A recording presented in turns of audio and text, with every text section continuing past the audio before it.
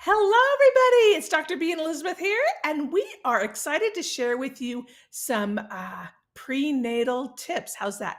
Or prenatal nutritional tips. Now, you might have noticed that I didn't say prenatal vitamin tips because we're going to hash those two little terms out. But anyway, Elizabeth is ready. Why is she dressed in not her Halloween, wrong month, her Valentine's Day clothes? Is because I thought, well, Valentine's Day is coming up and it's the month of love.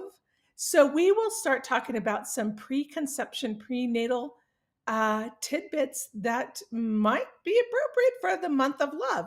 So anyway, she's going to go hang out, lay down, take a nap while we go over some fun things, and she will be back after her nap time. Okay, so let's talk prenatal vitamins / nutrition. And the reason I'm kind of being picky about those two terms, or I want to hash those two terms out, is okay. Month of December, I think it was, I got inundated with people upset, worried, concerned about a paper that came out regarding prenatal vitamins and possible contaminants. So first of all, I want to go over that. They measured, what they did was, I forgot the university that did it, but they looked at arsenic, lead, and cadmium in 15 prescription prenatals and 26 over-the-counter prenatal supplements. And their results were a bit alarming, but hold on to that for just a minute, because just yesterday, I think it was, I got a subsequent piece of information regarding this paper that came out. So they showed alarming high rates of cadmium, lead, and arsenic in these different prenatal brands. They also measured two very important ingredients for prenatal nutrients, I should say, for the prenatal period. One was choline, and we're going to dive into choline a little bit in a minute here, and one was iodine. And what they showed is, I think with regard to choline, out of all of them they measured, 12 of them had labeled claims of having choline in their product. Not every prenatal will have choline in their product, but it's an extremely important nutrient. We'll get to that in a little bit why. So of of all the products they looked at, I think 12 of them had a label claim of having choline in them. And some of them, I believe it was like 7 of them had 20% or less choline in the product than they had claimed on their label, and 5 of them had overage. Now, let's talk about under and overage. And I can't remember the exact details on the iodine, but the same thing. Some of them that claimed they had iodine in their product, some were over and some were under. So let's talk about overage. When you do a supplement of any kind, normally they're going to have, the manufacturer is going to have an overage in the product. And that is because of stability issues, shelf life, etc. So normally they will run a product. They don't list it. And this is pretty much across the board on most supplements, whether it's a probiotic or whatever. They will put more in the product than what is on the label. And it's not going to be a nutrient that is detrimental, that can cause issues if there's an overage. So please, everybody breathe on that. But they do that for a reason. So finding overage is not a big deal. It's not unusual. Okay. Under not having enough claims or enough what they claim, that can be an issue, right? One, you're paying for something you're not getting, and 2, we're going to talk about just a few nutrients that I want to put out there as for why you want to specifically have the correct enough amounts of them. Okay. So that study came out. I was getting inundated with messages and everything like, oh my gosh, what does this mean? And what prenatals are good? Why, da, da, da, da. So yesterday I get a paper, and that paper has been pulled. It was rebutted. It was shown that the way that they tested the equipment they used, the model that they used, the way they tested these supplements was not to the standards of the way you would FDA standards and other standards. The equipment you use is very important, the way you test nutrients, supplements. So they did not test it with the right equipment and the right lab values, etc. So that paper has been retracted. Okay. And the rebuttal was that the overall findings with regard to the heavy metal concerns, it was in fact not over the limit that is deemed safe in a supplement, in a prenatal supplement. Okay, so it has been retracted. Those levels are supposedly in the range of considered safe for human consumption in the prenatal period, for anybody, any human. Okay, now the overage and underage, that's another issue, and that still needs to be hashed out. So now the difference between a prenatal supplement and nutrients, you know that I'm using, that's kind of tiptoeing the line there. It is extremely important that anybody, pregnant or non-pregnant women, people, have a certain amount of key nutrients in their daily intake, whether that comes from a supplementation paradigm or nutrition paradigm. I often will maybe use, if I can, I use whole foods. I use superfoods. I use those things if I have a person that has good gut integrity. They have good stomach acid. They can break these things down. They can absorb them, and they're getting enough of them. If they're eating the SAD diet, I'm sorry to tell you, they're not going to get enough. It's just not going to happen. Okay? So you've got to take the person into context. How well is their microbiome? How well is their, from mouth to anus and everything in between? Okay. How well is their functional integrity of their GI system? Are they getting enough? Are they eating good, clean, enough foods? So let's take folate. Okay. Folate has been well talked about, one for neural tube defects. Okay. And oftentimes you see folic acid infused in different food. I wouldn't call it food, but canned preserved foods in this country. We don't want folic acid. That's a whole nother lecture for another time. But folate is important for neural tube defects. It's important for methylation biochemistry altogether. It's important for neurological development of the fetus. Folate's got a lot of activities. We would want a pregnant mom. Now remember, during pregnancy, these nutrient values need to go up. We need to think higher. One thing to think about is most people are starting at a deficit basis to begin with. Most people in the United States have a nutritional deficit. So the recommended daily allowance isn't even enough to get them sometimes up to baseline, let alone a pregnant mom that needs even more. So keep these things in mind. So folate, anywhere between 1,000 to 1,200 micrograms-ish is recommended during pregnancy. A pregnant mama would need to eat 17 cups of raw spinach a day to get those values. So you need to take into consideration, if you want to use just high superfood food, clean sources, that's a lot of spinach a day. Okay, so think folate, foliage, dark green leafy vegetables, right? That's a lot of raw dark green leafies a day that we would need that intake. So think along those lines. If you have a clean mama that's getting a lot of that, is she getting enough? Do you need a supplement? Do you not need a supplement? But obviously you want to supplement with a clean prenatal vitamin to make up that gap to reach that 1,000 to 1,200 micrograms a day. All right, following me? And yes, you want L-methylfolate, or it might say 6L-methylfolate, but you want the methylfolate, not the folic acid form. All right.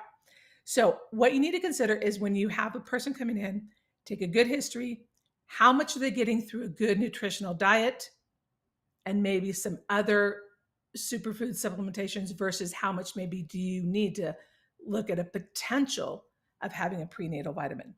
But most people in this country are nutrient deficient. Due to glyphosates in our foods, in our soil, a lot of key nutrients are being stripped.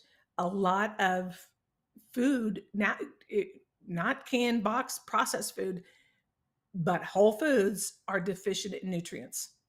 So just keep that in mind. So vitamin A is another one. And again, I'm just spot shotting a few. I'm going to leave some of them out. So don't everybody breathe. I'm not going to cover iron. Iron is very much essential for neurodevelopment. So is iodine. We just don't have time to go through all of them. I'm just spot shotting a few. Vitamin A. I'm spot shotting a few of the oddballs that maybe we don't think about. So we want a mixture of pure vitamin A and mixed carotenoids, okay, for most. So you want a total of 2,200-ish milligrams a day for a pregnant mama. So one large egg is about 75 micrograms. So you've got a lot of food to intake to meet those demands, right?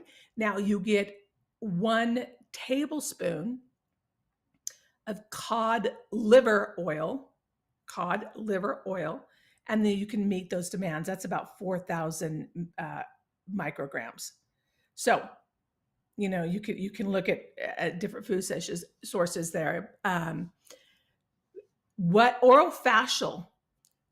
There's a big thing now in bioidentical dentistry, where they're looking at that A, D, E, and K, vitamins A, D, E, and K during pregnancy, changing the craniofacial development.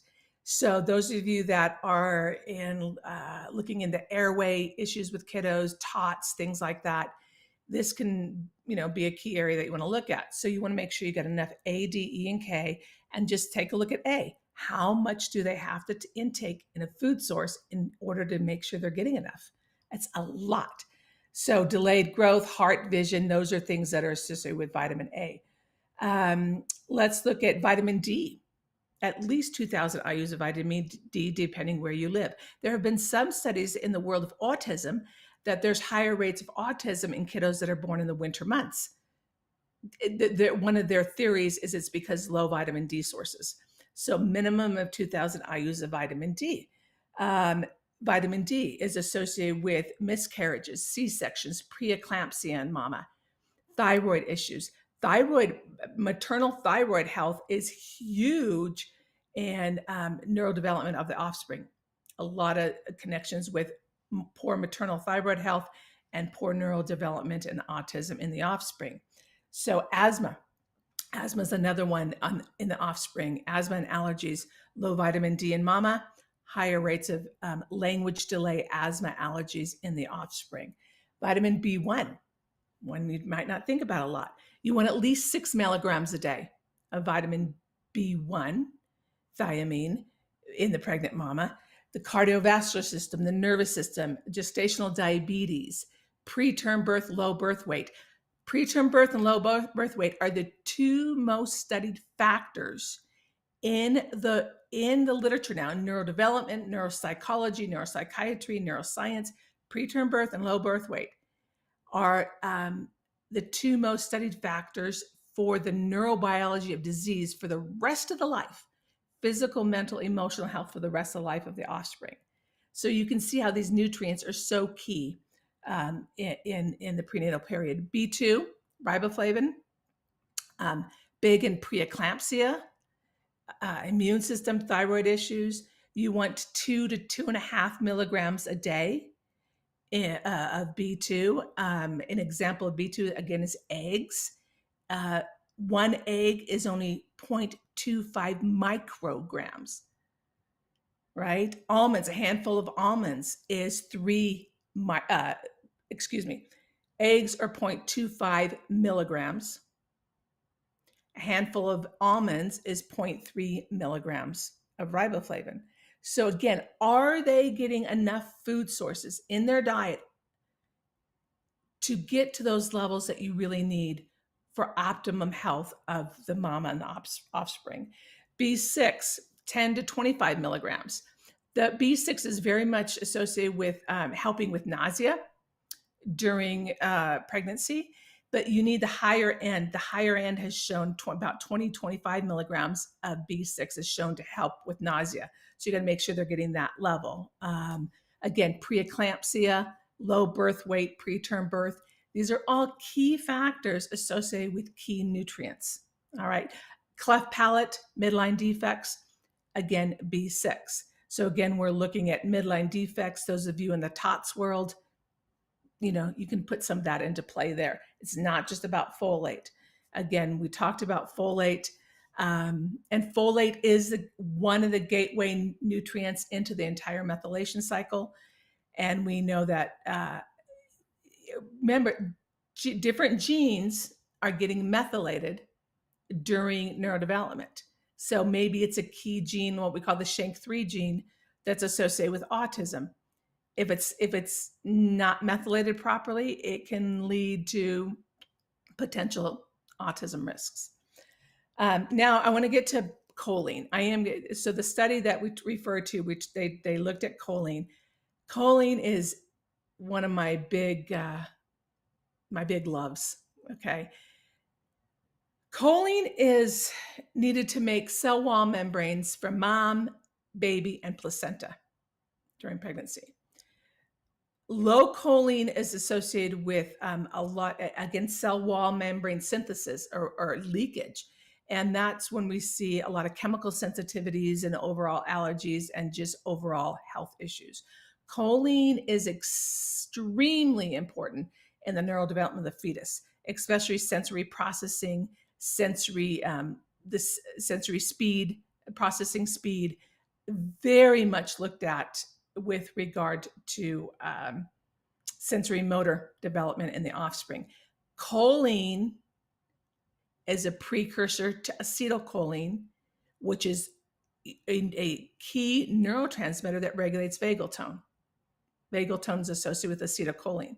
So this is a big kahuna. Choline, especially in the second and third trimester, has up to 980 milligrams has been shown to be optimal, but no less than 600 milligrams. This is a very significant key nutrient. So you want to look, if you're using a prenatal source, that it does have choline in it, and it's got a substantial amount. B, if they're not using a prenatal vitamin, or they're using a prenatal vitamin that doesn't have choline in it, how can you get that choline level up? I cannot understate how important this nutrient is. Again, it is a major methyl donor. Choline is a major methyl donor. I won't get into all that. You would need one egg. One egg is 125 milligrams. Okay. 3 ounces of cooked chicken liver is 247 milligrams. And we need to get those counts up to the optimum to be 980-ish in that second and third trimester. So bottom line, treat the individual person. If you have 6 months to a year of preconception care, you have that cushion, that's amazing, because it takes time for people to change their ways, their habits, from eating sad food, standard American diet, processed, preserved foods, to eating a whole diet. That's very hard to do when they come in and they just found out and they're 6 weeks pregnant or 12 weeks pregnant. Okay. So try to change that tide as early as you can if you have that leisure to do that. B, if you're using just food sources, make sure that they're getting high enough levels and that they have a good gut integrity to absorb, break down, and utilize those. You also have to, even if you're using a supplement, a prenatal supplement, you also need to make sure that they have good gut integrity and that they are utilizing and breaking down the substrates and absorbing them. So a good digestive enzymes and probiotics is another key consideration in making sure they have good gut integrity. So hopefully that helps just shine some light, but gets you thinking about treating people on an individual basis and how can you best support each individual pregnant person in order for them to get those nutrients up to the values that they need for optimal health for mom and neurodevelopment for baby. So again, hopefully that helps. And Elizabeth wants to wish you a happy January and the best in 2025. And we're looking forward to seeing you next month in the month of love. And until then, ChiroSecure, thank you for giving us this opportunity to spread some information and help turn the tide for healthy generations to come. We'll see you in February.